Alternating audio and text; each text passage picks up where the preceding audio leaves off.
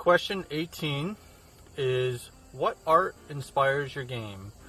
For me, the biggest thing is usually the cover art and the interior artwork for whatever game it is. That's the biggest thing. Because I remember I said in an earlier video, I could take a image in the book and I can create an adventure around it, and I love doing that.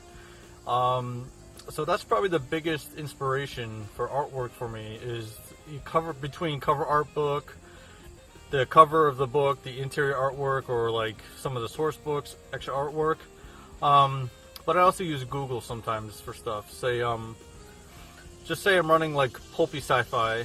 I'll use some of the artwork for the book, and then I'll go on Google, just type in pulp sci-fi images, and I'll use some of that stuff too. So I guess the answer is, I guess nice and short today, but a combination of like just the book artwork and also Google artwork, or the images on Google. I also use a lot of times this DeviantArt has a lot of good artwork on it. I've seen.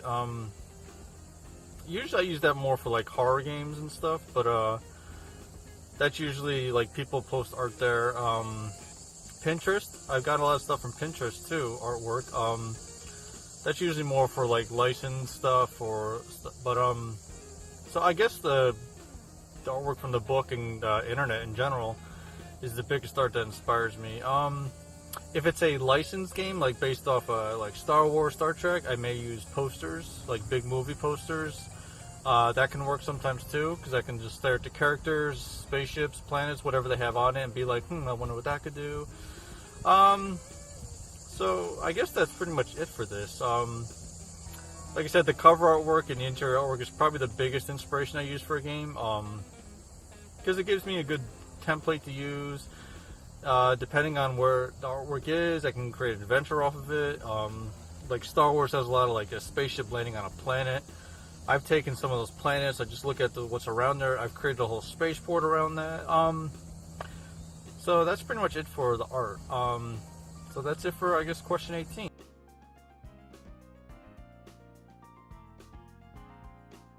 Question 19 is, which music enhances your game?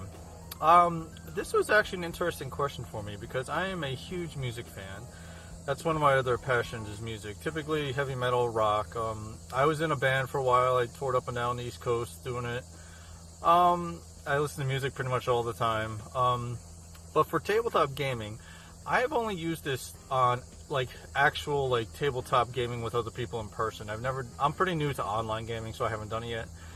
But I've only used this in tabletop gaming. I haven't used it that much. But when I have done it for fantasy, I've used is I think the company, I think they're called Midnight Syndicate. They put out a great Dungeons & Dragons, like a fantasy dungeon delve CD. I think it was released early 2000s. And that is wonderful for fantasy games. For anything modern, a lot of modern stuff I run is like horror, but anything that takes place modern day, I use the Vampire the Bloodlines soundtrack. Vampire the Bloodlines was a computer role-playing game based off the World of Darkness Vampire the Masquerade. I guess a limited edition version of the game came with the physical soundtrack. I don't have that, but the whole soundtrack's on YouTube. And that's a lot of like, it's a combination of like heavy metal and goth rock, like combined, which that's typically the atmosphere of the game. But I use that for a lot of modern day stuff, and I'll play it. Once I get a better grip on the online thing, I'll probably start using those in my games. But like I said, I'm a big music fan, but I haven't used it that much in tabletop gaming. So, but what I have used is the Midnight Syndicate.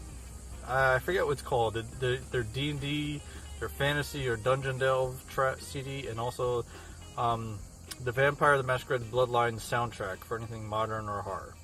All right, that's it for today.